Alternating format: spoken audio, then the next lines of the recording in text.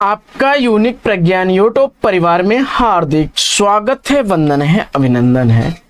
प्यारे साथियों, सुबह के 5 बज चुके हैं और मैं प्रज्ञान सर आपके बीच लेकर के उपस्थित हूँ हिंदी साहित्य प्रश्नोत्तरी 50। और जैसा कि आपको विदित है कि प्रश्नोत्तरी 50 का मुख्य उद्देश्य है आपके अध्ययन का आपको रिवीजन कराना।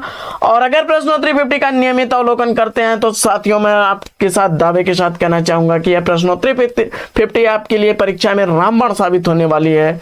तो साथियों, आज की प्रश्नोत्तरी 50 को प्रारंभ करें उससे पूर्व देखेंगे आज का मॉर्निंग कोट्स। और आज का मॉर्निंग कोट्स है कि उन्हें ऊंचे ऊंचे मकाम पर रहने का मौका कभी नहीं मिलता जो हमेशा आराम में रहते हैं।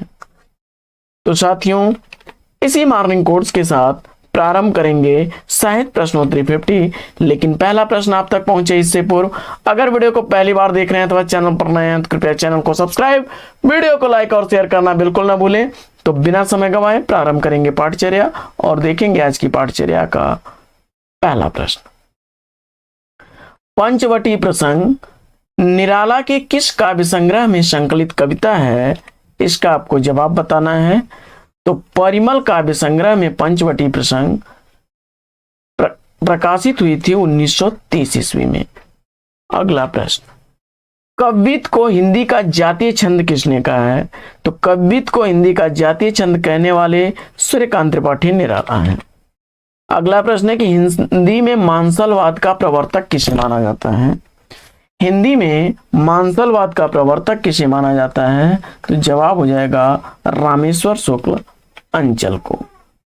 अगला प्रश्न है कि कामायनी की श्रद्धा में विश्वास समन्वित रागात्मिक वृत्ति और ईड़ा को व्यवसायिकता बुद्धि किस आलोचक ने कहा है? तो इस प्रश्न का जवाब हो जाएगा आचार्य रामचंद्र शुक्ल। अगला प्रश्न है कि किसने छायावाद को निरुक्ति मूलक व्याख्या की है? तो छायावाद की निरुक्ति मूलक व्याख्या करने वाले आचार्य हैं जयशंकर प्रसाद। अगला प्रश्न है कि कैप्सूल या सूत्र कविता आंदोलन का प्रवर्तक किसे माना जाता है? तो कैप्सूल या सूत्र कविता का आंदोलन का प्रवर्तक माना जाता है ओमकारनाथ त्रिपाठी को। कैप्सूलवाद या सूत्र कविता आंदोलन ओमकारनाथ त्रिपाठी ने प्रारंभ किया था। अगला प्रश्न है कि अपभ्रंश को आम्भीरों की भाषा किसने कहा है? तो अपभ्रंश को आम्भीरों की भाषा कहने वाले दंडी हैं। अगला प्रश्न है कि मिश्र बंधुओं के अनुसार ब्रज भाषा का हिंदी कविता में सर्वप्रथम प्रयोग किसने किया? तो जवाब हो जाएगा शारंगधर ने विक्रमी संवत 1350 ईस्वी में। अगला प्रश्न है कि महावीर प्रसाद द्विवेदी के ठीक पूर्व सरस्वती के संपादक कौन थे? तो महावीर प्रसाद द्विवेदी के ठीक पूर्व सरस्वती के संपादक थे श्याम सुंदर दास। अगला प्रश्न है कि रचना क्यों और किनके बीच किसकी भेंट वार्ता है? तो रचना क्यों और किनके बीच भेंट वार्ता के रचनाकार अज्ञेय हैं। अगला प्रश्न है कि डॉक्टर विजेंद्र स्नातक ने अपने निजी पत्रों का संग्रह किस शीर्षक से प्रकाशित कराया? तो जवाब हो जाएगा अनुभूति के क्षण। अगला प्रश्न है कि केदारनाथ सिंह किस शतक के कवि हैं? तो केदारनाथ सिंह तीसरे शतक के कवि हैं। अगला प्रश्न है कि मर्म स्पर्श काव्य ग्रंथ के रचनाकार कौन है? तो मर्म स्पर्श काव्य ग्रंथ हरिऔध द्वारा लिखा गया 1956 ईस्वी का प्रकाशित काव्य ग्रंथ है। अगला प्रश्न है कि युगल शतक के रचनाकार कौन है? तो युगल शतक कृति के रचनाकार श्री भट्ट हैं। अगला प्रश्न है कि नींद के बादल किसकी रचना है? तो नींद के बादल कृति के रचनाकार केदारनाथ अग्रवाल हैं। 1947 ईस्वी का रचनाकाल है।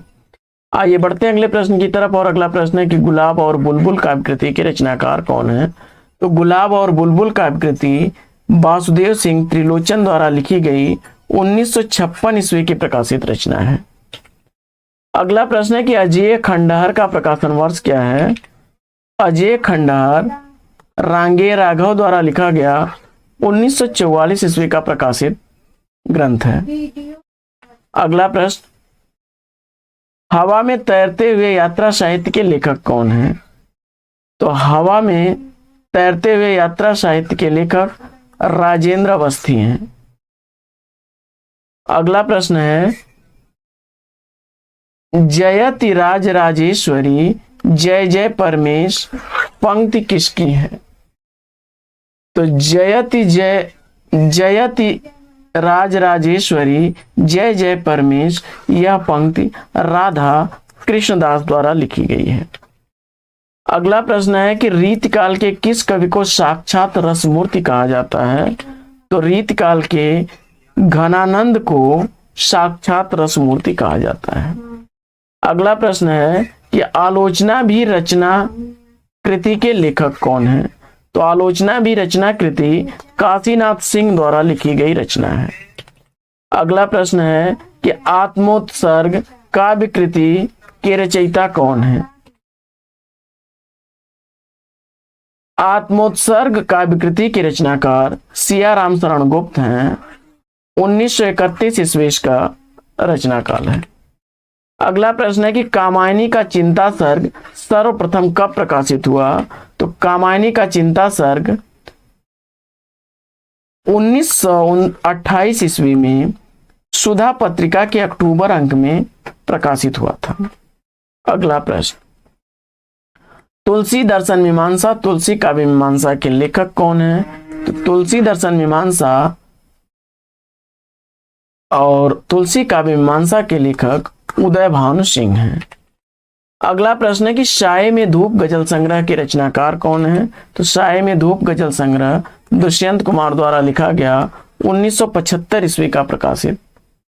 अगला प्रश्न है कि चितकोबरा किस उपन्यासकार की कृति है? चितकोबरा उपन्यास की उपन्यासकार मृदुला गर्ग हैं। 1979 ईस्वी का प्रकाशन वर्ष है। अगला प्रश्न है कि अक्षयवट जिंदा मुहावरे उपन्यास के लेखक कौन है? अक्षयवट और जिंदा मुहावरे उपन्यास नासिरा शर्मा द्वारा लिखा गया उपन्यास है। अगला प्रश्न है कि प्रबंध प्रभाकर मेरे निबंधों के निबंधकार कौन हैं? तो प्रबंध प्रभाकर और मेरे निबंधों के निबंधकार बाबू गुलाब राय हैं।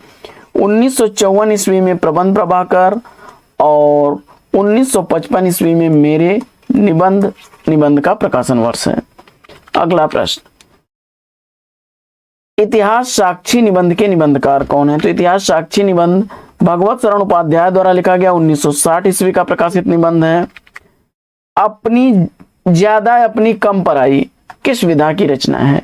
ज्यादा अपनी कम पराई यह डायरी विधा की रचना है, उपेंद्र नाथ आस्क द्वारा लिखी गई, 1959 ईस्वी का प्रकाशन वर्ष है। अगला प्रश्न है कि राखी की लाज किसका नाटक है? राखी की लाज नाटक के नाटककार कौन है? और इस प्रश्न का जवाब आपने वृंदावन लाल वर्मा बताया, तो बिल्कुल सही जवाब। अगला प्रश्न है कि पहल पत्रिका का प्रकाशन कब आरंभ हुआ? पहल पत्रिका का प्रकाशन 1960 ईस्वी में प्रारंभ हुआ था। जयपुर से प्रकाशित होने वाला यह पत्र त्रैमासिक पत्र था और इसके संपादक थे ज्ञान रंजन। अगला प्रश्न है कि विजन उपन्यास का प्रकाशन वर्ष क्या है? तो विजन उपन्यास मैत्रेयी पुष्पा द्वारा लिखा गया 2002 ईस्वी का प्रकाशित उपन्यास है। और इंद्रजाल कहानी संग्रह के रचनाकार कौन है? तो इंद्रजाल कहानी संग्रह जयशंकर प्रसाद द्वारा लिखा गया है, 1936 ईस्वी का प्रकाशन वर्ष है। अगला प्रश्न है कि बच्चन के विशिष्ट पत्र संकलन के संकलनकर्ता कौन है? तो जवाब हो जाएगा चंद्रदेव सिंह। 1984 ईस्वी में इस पत्र संकलन को उन्होंने प्रकाशित कराया। अगला प्रश्न है कि गीत फरोश किस कवि की रचना है? तो गीत फरोश भवानी प्रसाद मिश्र द्वारा लिखी गई 1956 ईस्वी की प्रकाशित रचना है। अगला प्रश्न है कि सिंहरण जयशंकर प्रसाद के किस नाटक का पात्र है? तो सिंहरण जयशंकर प्रसाद द्वारा लिखे गए चंद्रगुप्त नाटक का पात्र है। 1931 ईस्वी चंद्रगुप्त नाटक का प्रकाशन वर्ष है। ईश्वरी न्याय कहानी के लेखक कौन है? तो ईश्वरी न्याय कहानी मुंशी प्रेमचंद द्वारा लिखी गई कहानी है। और किस युग को ब्रज भाषा का स्वर्ण काल कहा गया है? तो ब्रज भाषा का स्वर्ण काल भक्ति काल को क्षमा करें रीत काल को कहा जाता है। अगला प्रश्न है कि सूखी डाली एकांकी का प्रकाशन वर्ष क्या है? तो सूखी डाली एकांकी का प्रकाशन वर्ष 1941 ईस्वी है, उपेंद्र नाथ आस्क द्वारा लिखी गई यह एकांकी है।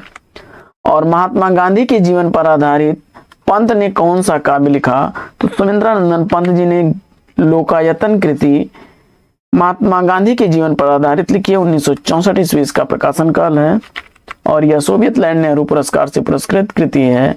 अगला प्रश्न है कि डॉक्टर विजेंद्र स्नातक ने अपने निजी पत्रों का संग्रह किस शीर्षक से प्रकाशित कराया? तो जवाब हो जाएगा अनुभूति के क्षण। अगला प्रश्न है कि नए पत्ते काव्यकृति का प्रकाशन वर्ष क्या है? तो नए पत्ते काव्यकृति सूर्यकांत त्रिपाठी निराला द्वारा लिखी गई 1946 ईस्वी की प्रकाशित रचना है।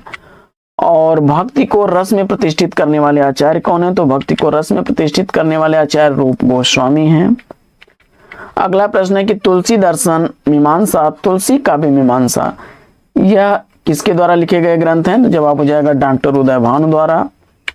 और अगला प्रश्न है कि मृणाल जैनेन्द्र के किस उपन्यास का पात्र है? तो मृणाल जैनेन्द्र द्वारा लिखे गए त्यागपत्र उपन्यास का पात्र है। 1937 ईस्वी इसका प्रकाशन वर्ष है। अगला प्रश्न है कि पलाश वन किसका काव्य संकलन है? तो पलाश वन नरेंद्र शर्मा का काव्य संकलन है। अगला प्रश्न है कि समालोचना दर्श के शीर्षक से एस्से एंड क्रिटिसिज्म का अनुवाद किसने किया? तो जवाब हो जाएगा जगन्नाथ दास रत्नाकर ने। अगला प्रश्न है कि दूसरी परंपरा की खोज के लेखक कौन है? तो नामवर सिंह द्वारा लिखी गई यह रचना 1982 ईस्वी की प्रकाशित रचना है। अगला प्रश्न है कि मिश्र बंधुओं के अनुसार ब्रज भाषा का हिंदी कविता में सर्वप्रथम प्रयोग किसने किया? तो जवाब हो जाएगा शारंगधर ने। विक्रमी संवत 1350 ईस्वी इसका समय काल है। तो साथियों आज के प्रश्नोत्तरी वीडियो लेते हैं यहीं पर विराम। वीडियो अगर अच्छा लगा हो तो लाइक और शेयर कर दीजिए। चैनल पर पहली बार है तो चैनल को सब्सक्राइब कर लीजिए। तो फिर मिलते हैं आपसे अगले वीडियो में एक नए प्रकरण, एक नए टॉपिक, एक नए अंदाज में। तब तक के लिए लेंगे आपसे विदा। आपका जीवन मंगलमय हो। Best wishes best of luck. जय हिंद साथियों।